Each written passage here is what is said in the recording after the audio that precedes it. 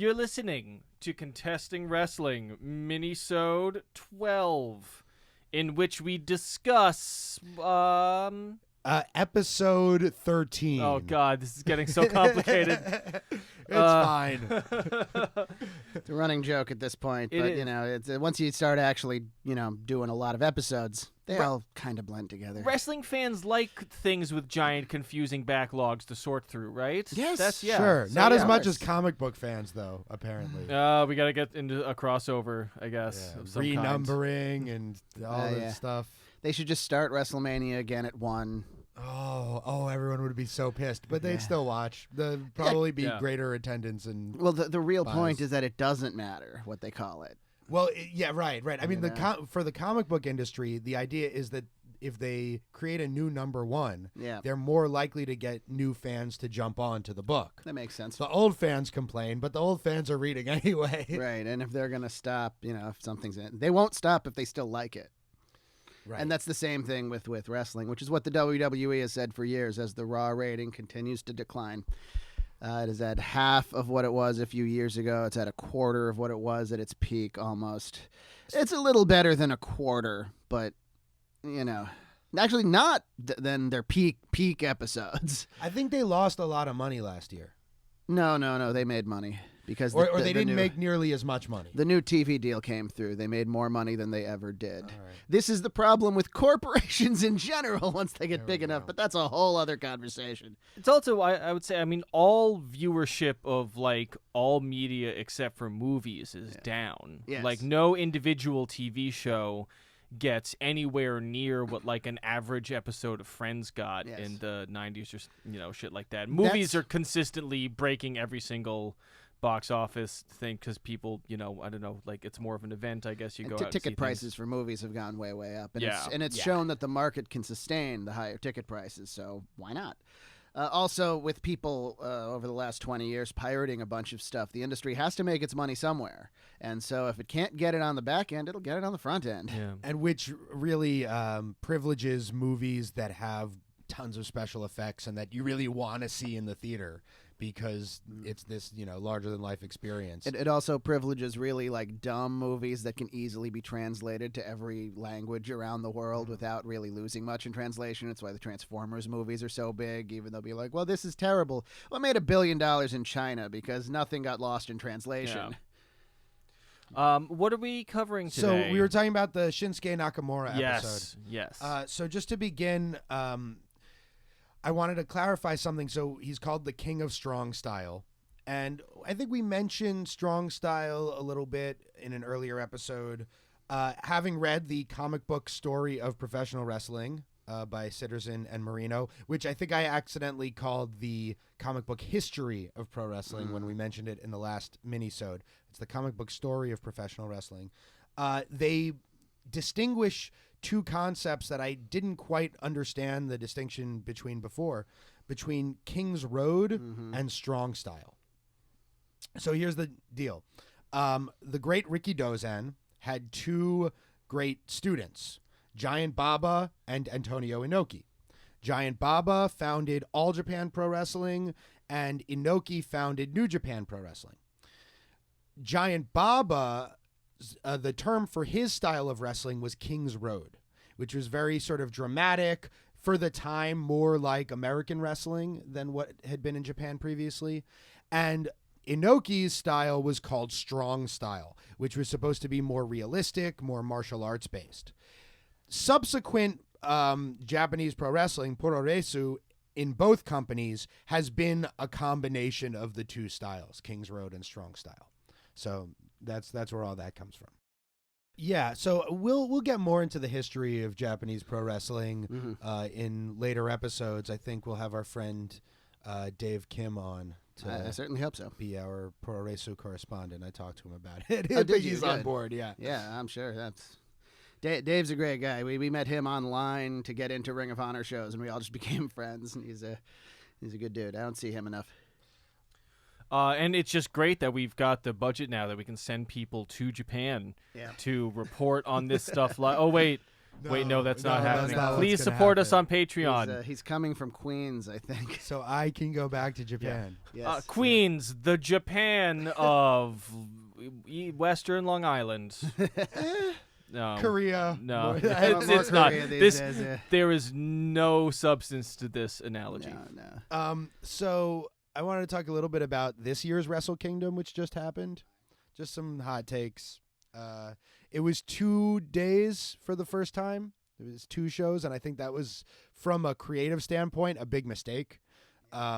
It just like just 48 straight hours of I wrestling. That's what it felt like. Let me insert something really quickly about that. I have not seen most of it yet. I woke up the morning after the second show and watched the main event just because I didn't want to be spoiled on it. But me and my old tag team partner Simon have made plans to sit there and watch both of them in New Year's Dash in one sitting, and that's going to be about 10 hours, I think. Okay. He came up to me at New Year's and was like, "You should join me and Doc while we're gonna go watch all of this." And I was like, "You see, this is what I was worried about with this podcast is that it's going to get out there and people are going to think that I like wrestling." I already had to actually explain to somebody. He was like, "Oh, you have the wrestling podcast, right?" And I was like, "Yeah." And he started to talk to me about wrestling, and I was like, "Oh no, I don't care for it. I don't want." Yeah. And he just gave me a look like, "What are you doing with your life?" And I was like, "Oh no, because that's like the hook of the podcast is that it's funny." And he was like, "So you spend a lot of time doing a thing that you don't like in the hopes that other people will enjoy it." And I was like, "Well, we don't need to put it like that. You know what? Yeah, I'm going to leave." Isn't that sir. capitalism? I mean, yeah. Well, you've enjoyed some of it. I think have. the idea is that we're showing you bits and pieces, and you're looking at it from an analytical perspective, not just, "Oh, look, Evan hates this," because that would be entertaining for about 15 minutes. But it's more to it. At the risk of sounding pretentious, you're an intellectual, man. I value your input on things. No, I value your suffering. So. yeah. Ben's another story. Listen, my only point is that it's hard. It is hard to parse to people, like, because people are used to where you either are somebody who enjoys wrestling or you're somebody who not enjoys wrestling. Right. So when someone brings it up to you and then you're like, "Actually, I exist in this nebulous middle space," nobody wants to fucking hear about that. Like, that's pretentious. That's like, "Oh, I am neither a fan nor a non-fan, and so any point you make to me shall be both regarded and dismissed." That's kind of like a hipster, right? Is that what that is? A little bit. I always kind of felt that word. I don't think means anything anymore. But at the time, it's meant many things over the years. It's just the culture now. Yes. Well, I would say. Well, I think at the height of it, it meant somebody who their ironic appreciation of a thing was so great as to like the meaningful distinction between liking a thing earnestly and consuming a thing because you don't like it, ironically, just became so muddied up that you can't tell like if people like a thing or not, and it's infuriating. If you buy a shirt that says Iron Maiden on it with a picture of like Eddie, their mascot, because it looks cool, but you've never listened to Iron Maiden, I mean, that's fine. They're marketing those T-shirts. But if you buy a T-shirt that says Iron Maiden on it with Eddie on it and then tell everybody you know that you don't like Iron Maiden, but you just think the T-shirt looks cool, then you're a hipster. Here's my favorite example of this. So this was probably around 2005. I'm walking down the street, and there's this woman wearing a Legion of Doom T-shirt. Vintage Legion of Doom WWF T-shirt. What a rush. And I'm very excited to see this. And I say, "Yo, Legion of Doom, Road Warriors, what a rush." And perhaps she was just, fearing for her life because some guy was yelling at her on the street. But she gave me this look of utter disgust. And to me, what she was communicating was, "Oh, you actually like this thing?"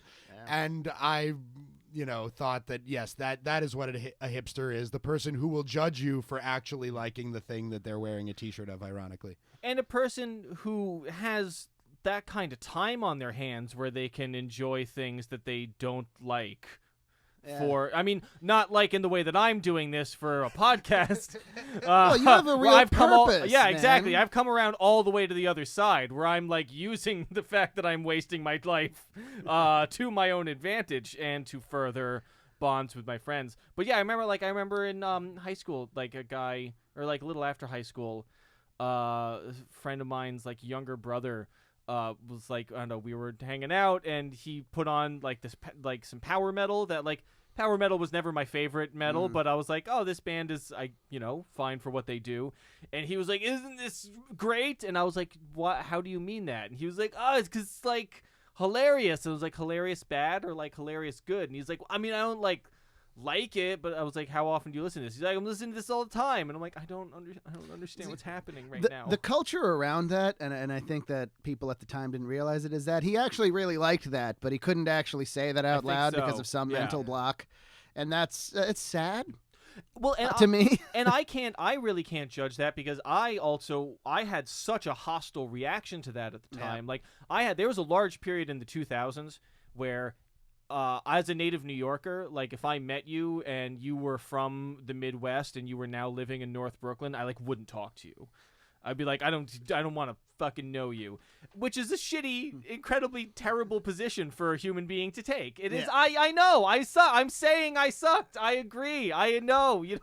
And it was also like it was so virulent that in the last couple years, I have been able to admit to myself that I enjoy the work of Jack White, which is like not a controversial, but I just had this thing in the 2000s where I was like, oh, I can't enjoy this guy because the enemy likes him. Yeah, the first feeling you had about him was poor. So, completely disregard the next 20 years of his work and 5 bands he's been in and the last notable rock and roll guitar player that had any hits, really. The sad thing is that my first impression of Jack White was actually very positive. Oh, yeah? And then it was only when I saw my peer, because I just heard Dead Leaves in the Dirty Ground and was like, this is a great fucking song. That's a good song. And then I saw that some of my peers were like, oh, like the White Stripes, like that's hipster bullshit. And I was like, oh yeah, that's totally what it is. I don't actually like that song. The first song I heard of theirs actually was kind of it was like, na na na na na. I don't know. Oh, Fell in Love with a Girl. Yeah, maybe. It's a 2-minute, like, Beatles-esque pop song, very minimalist. Dead Leaves in the Dirty Ground, I always fucking liked. That's a really good one, song. I was like, okay, that one's good. But I was right along with you, though. Yeah. I couldn't really like them. Oh, it was like the weird Lego music video for Seven Nation Army. One time I was at a show, and I think you may have been this. I think this was at Lollapalooza. We saw... I think it was Audio Slave, and they played Seven Nation Army, and I thought, man, this song sounds much better with a full band. It's been a real boon to wrestling crowds. Who get to chant many names to the tune of Seven Nation Army. It became a soccer chant because, it's a thing the crowd can sing. I will say, for all of that, I still think the Strokes are trash. Terrible. Most of those bands, the Hives, the Vines. Most of them dried up. And let's take a moment on this minisode also to recognize a musical force that I had a very complicated relationship with for years. If we're talking about, really liking something earnestly and then feeling like you have to not like it because it's cool or not cool. The great Neil Peart, just passed away, and Rush was a band that I loved as a child, and then got older and was like, oh, I guess this is cheesy. I guess I shouldn't enjoy this. Then only in the last few years was I able to be like, no, this is awesome. I loved it. I love that it is unabashed and earnest. And it's working class prog rock. It's like if Yes if Yes drove buses instead of, Look, even if you don't like Rush, you have to recognize the greatness of Neil Peart. Yeah. Just as a drummer. He was incredible. His enormous drum set is a thing of legend. And you can get an enormous drum set and not know how to use it, but he knew how to use it. We lost a couple of great drummers in the last couple of months. Ginger Baker. Ginger Baker, my dad was real sad about that. That drummer that I murdered. I feel Ginger Baker doesn't quite get his due from the current generation because he didn't die at the time. He didn't die at the time, and it's... I get Cream didn't really last because we mostly associate Cream with Eric Clapton, who was not good. Cream was great. Yeah. Eric Clapton went on to be terrible and is also one of the most openly racist rock stars who ever lived. Ginger Baker did some great stuff with Masters of Reality. Yes. Later on. Yeah. And Fela Kuti. Really? Worked with Fela Kuti in the 70s and That's made some fucking really cool shit. Hey. Wrestling? Yes, wrestling. Okay, all right. So Wrestle Kingdom, it shouldn't have been 2 nights. Instead of this incredible super card top to bottom that Wrestle Kingdom has been in years past, it was a few really good matches each night with a bunch of filler. Mm-hmm. And the gimmick was, and I'll try not to spoil anything that wasn't already spoiled for you, Doc. It's all right. But the first night, the gimmick was the winners of the IWGP World and Intercontinental title matches would then wrestle the next night. And it seemed very clear to me that at least the world title match was a foregone conclusion, because the matches that Okada could have had on the second night were way more compelling than the matches Ibushi could have had. Despite the fact that Ibushi is my favorite wrestler in New Japan, I just knew that Okada had to win that one. And I think really the only really great match of the whole weekend was Ospreay Takahashi, Will Ospreay versus Hiromu Takahashi for the IWGP Junior Heavyweight title. But if it had been one night with just the best matches from the 2 nights, I think it would have been, it would have felt like Wrestle Kingdom, where it really didn't. I'm sure they made more money this way, but they did. Both shows were well attended. After years of increasing attendance. Like, it's very hard to sell out the Tokyo Dome. Like, you can seat like 50,000 people in there. Like, the second night did 30,000. The first night did about 40. And like 5 or 6 years ago, they were drawing about 25 for one night. Like, business has gone up significantly. I want to mention one thing, because I did go to the Tokyo Dome last year for Wrestle Kingdom. Yeah. They have an amazing policy there where you can bring alcohol to the venue. You just have to pour it into cups that they provide for you. Oh, that's and nice. Give them the bottles. So you can't throw the bottles. There we go. But you are also not forced, if you want to enjoy an alcoholic beverage during the show, you are not forced to buy the exorbitantly priced alcohol served at the venue. Yes. That's nice. That's good. I went to the Garden recently. They were selling beers for $14.50. Yeah. By the way, thanks to our friend Danielle, yeah. Who has guested on the podcast in the past, for telling me about this beforehand, so I got to take advantage of it. That's excellent. A couple we mentioned Brock Lesnar's time in New Japan. Yep. He did eventually return to New Japan and lost the title to Kurt Angle. So he wasn't going to lose it to a Japanese person, but he lost it to Kurt Angle. I also want to mention, I said that New Japan, just sort of offhand, we were talking about it being more progressive than American wrestling in the sense of progressive rock or metal. And then I offhand said, it's also a little bit more politically progressive.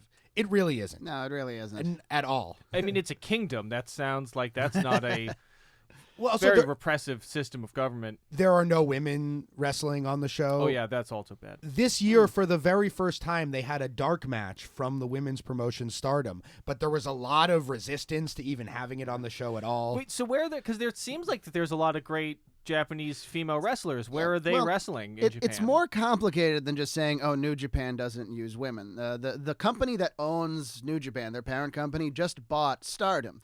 Stardom is a separate women's league that's a big deal in Japan, and the fact that they're owned now by Bushiroad, that's the name of the company, the fact that they're now owned by Bushiroad is going to make them even bigger.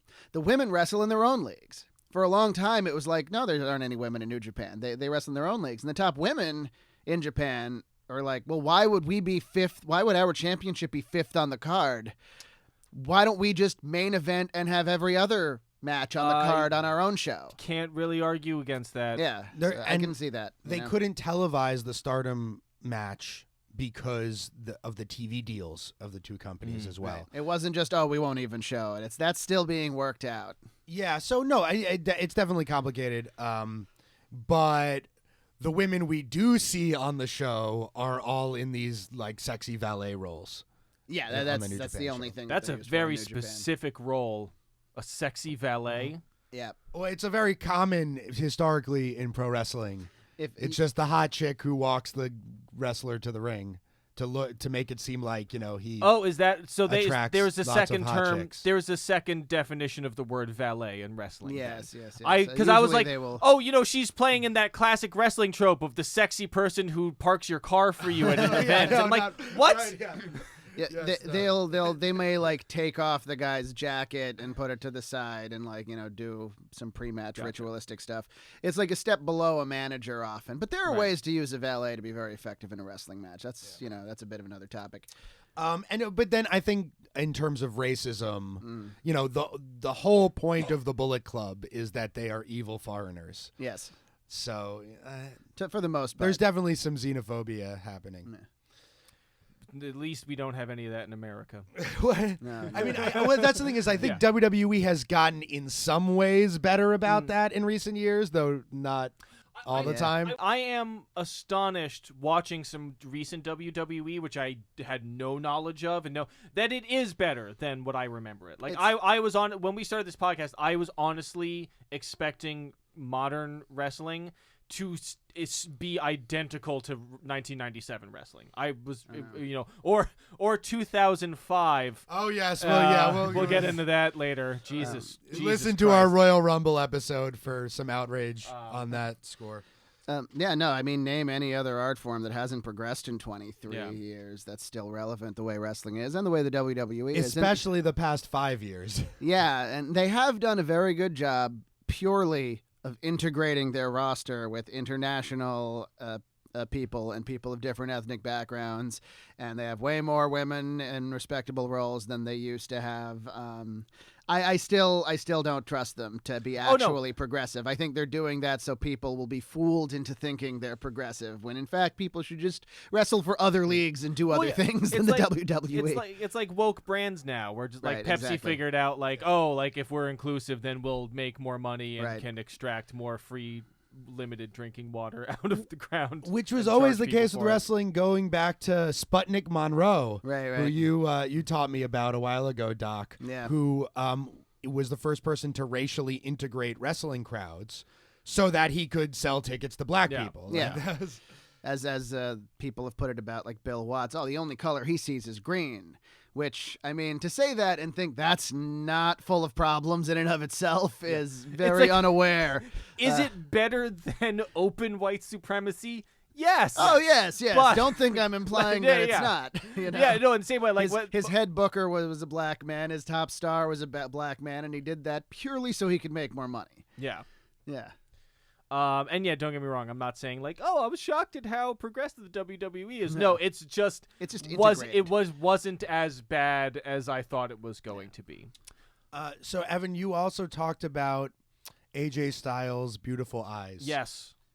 On several different episodes now, I think I've talked about that. And this has been a theme. I remember Bret Hart talking about why Roman Reigns wasn't getting over with the crowd that well, and he said. And I don't know if this is before or after Roman started wearing blue contacts. What? But he said there's no softness in his eyes. And that's why he's not getting over as a babyface. And so that's, I think, it's an important part of people liking you. I don't know if it requires that you have blue eyes. Yeah, that's I mean, Roman Reigns, honestly, man, Roman Reigns has, I feel like he's just not doing the great modeling career that awaits him. Like, that's really what it is. He would crush it as a male model, make a great living, do really well, still experience adulation. Maybe it's just because he's from the family, and it's frowned upon. He had the opportunity certainly thrust upon him. Like him and the Usos were all just regular guys working regular jobs, and some of their relatives were like, "What are you doing? You guys, you look great. You can be athletic. Let's give you a shot. Come on, give it a shot." And they're all very successful. Speaking of the family, I was wrong that Haku is part of the Samoan family. Okay. I was confused because his longtime tag team partner in the Islanders in the WWF, who was also confusingly called the Tonga Kid for a while, but was also called Tama, and Haku, one of his sons, is named Tama Tonga. Tama Tonga, right. Tama, the original Tama, the Tonga Kid, he is part of the Samoan family. All right.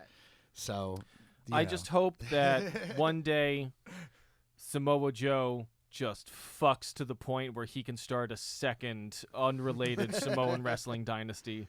That would be great. That would be kind of cool if they made that a storyline eventually. Oh, maybe sure. with Reigns versus Joe at Mania or something like that. Anytime that looks like they're going to start doing it, they just don't. I don't know why, man. They got to give Joe more compelling. WWE books Joe better than TNA did, for sure, but still, I don't think are giving him his due. No, agreed. Joe could do way more than he does.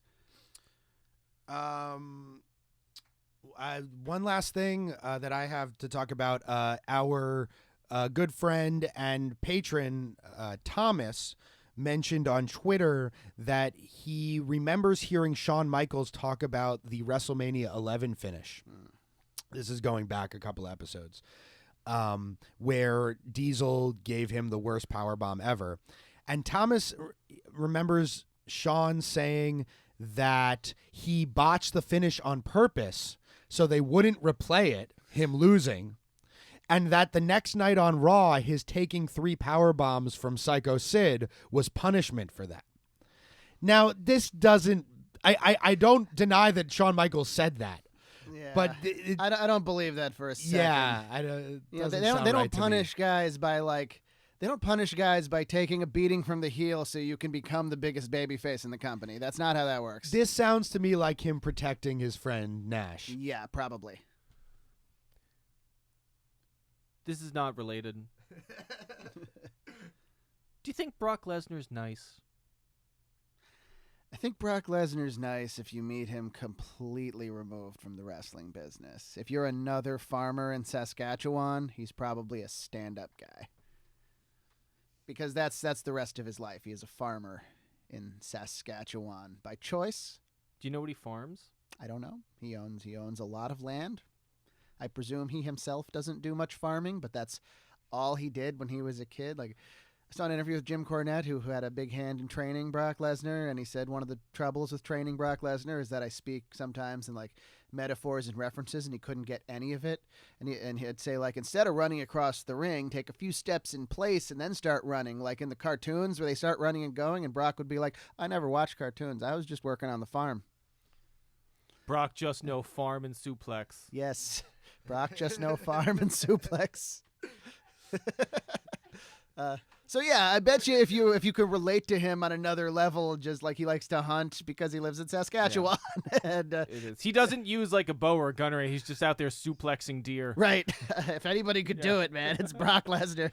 Cool. That's all I had. I was just wondering. That's good. That's a good observation. Speaking of Lesnar, in this episode 13, we mentioned the Brock Lesnar match and said that we'd show it to Evan eventually. We did show it to Evan in a episode that aired even earlier than that. Oh, right. So go check that one out. That one featuring Mitchell Fesh as our special guest. Oh, that's right. We watched. That was Fesh's idea. We were very happy. Alrighty, this has been Contesting Wrestling Minisode. The number that this Minisode is 12. That's one of those. I only that was a remember 'cause test. It's in front of me on my notes. Thank you so much. Make sure to listen to this upcoming Monday. You're gonna hear me watch 3 fucking Royal Rumbles and give my feelings about that. And we are going to be joined by our now semi-regular to regular full-time Contesting Wrestling staff member, Betsy Ross. Be a good time. Thank you. Support us on Patreon, patreon.com/Contesting Wrestling. You get a premium episode every week. It's fantastic. Follow us on Twitter @ContestingW. Goodbye.